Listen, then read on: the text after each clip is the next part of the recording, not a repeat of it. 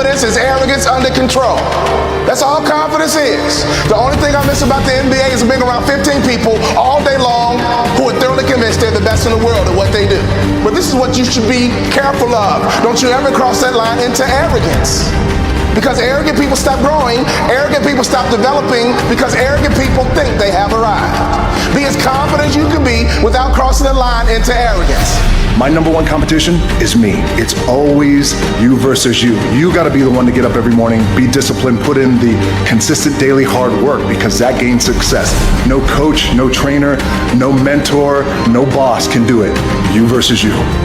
I don't care where you come from. I don't care where you were raised. I don't care what color you are. I don't care what gender you are. I don't care about any of that If you do the work consistently, if you invest in yourself consistently, 1 + 1 is always going to equal 2.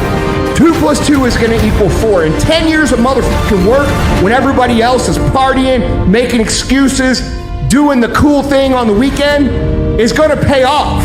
You can do this. You have to lose your fear of failure. Failure is a part of the process. People who never fail never try. You have to fail. You got to get it wrong to get it right. You learn nothing from winning. You only learn from your failures. I hate plan B. Every thought that you put into plan B, you're taking away now that thought and that energy from plan A. I've never ever had a plan B. I made a full commitment that I'm gonna go and be a bodybuilding champion. I made a full commitment that I'm gonna be in America. I made a full commitment that I'm gonna get in the show business and I'm going to be a leading man. No matter what it takes, I will do the work. I will do the work over and over and over until I get it.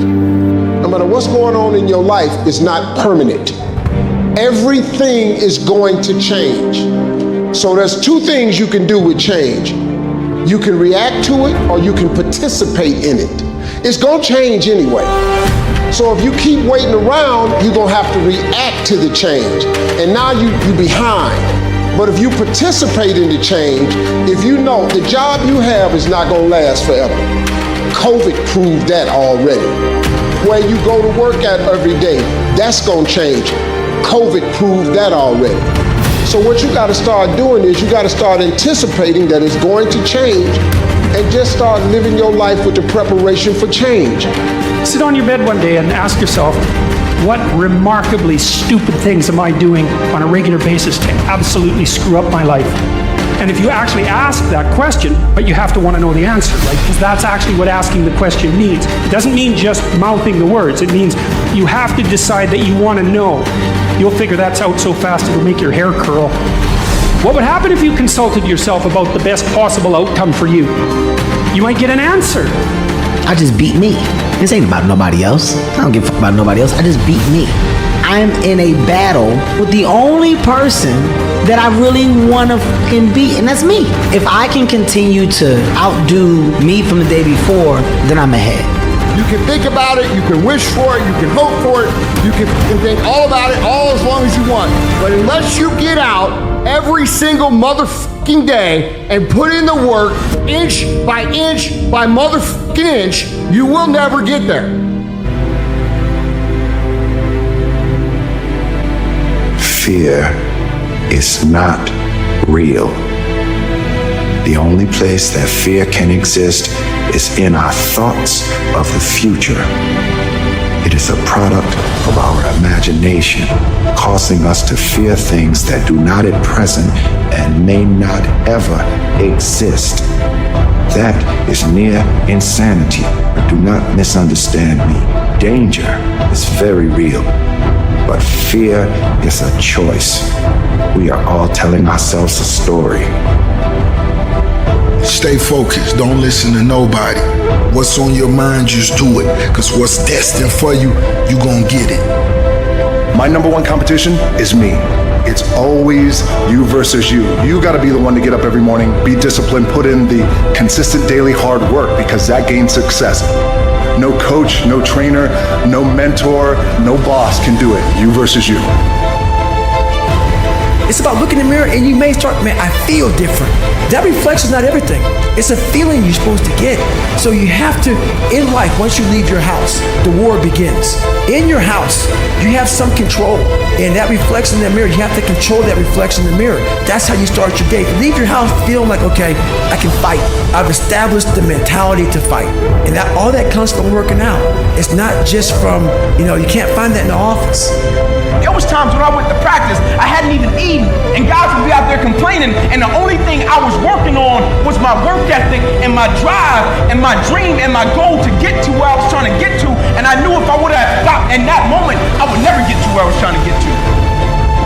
This decision is yours and yours alone. It's two people born in a hospital every day. It's a person that's born in a hospital that's going to get a job, and somebody born in a hospital that's going to give them a job. You get to decide which one you're going to do. You must visualize the steps that lead you to the thing that you want, not the end goal.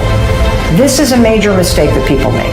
What happens is because you've only focused on the end goal, you start to feel really unmotivated and discouraged because you're nowhere near it.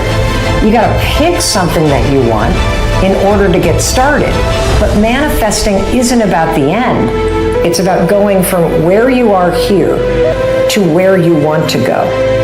Imagine that there is a bridge that connects where you are right here with what you dream about doing. My morning routine is every day I get up early. Every single day. Because why? I hate that the most. You have to do something that sucks every day. Because why? Once you overcome the suck, now you're powerful. You've overcome yourself already. So now you're ready to battle. You can decide, I'm going to work on myself and develop myself. I'm going to empower me. And all of these things that are happening to me right now, they're just temporary inconveniences. They're not stronger than I am. I'm in charge here. The most important thing is that you have a vision, that you have a goal. Because without that vision and without that goal, again, you're drifting around and you're never going to end up anywhere.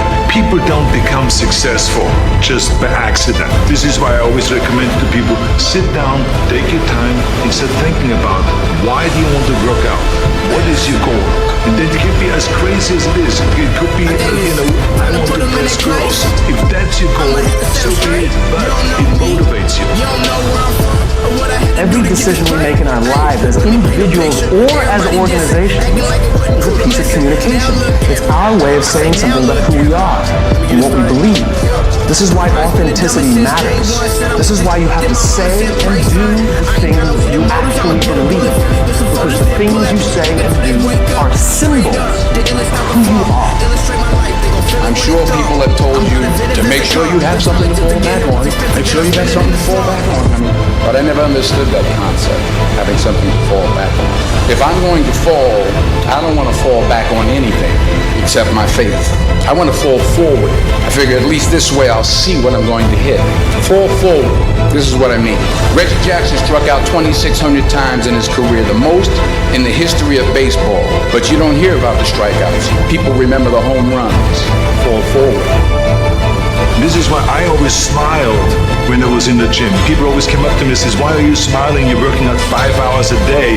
You're doing the same as the other guys, but the other guys have a sour face. They're pissed off that they have to do another rep or another set or something. Why? Because I knew that every rep that I did and every set that I did and more weights that I lifted, I get one step closer to turning that vision into reality.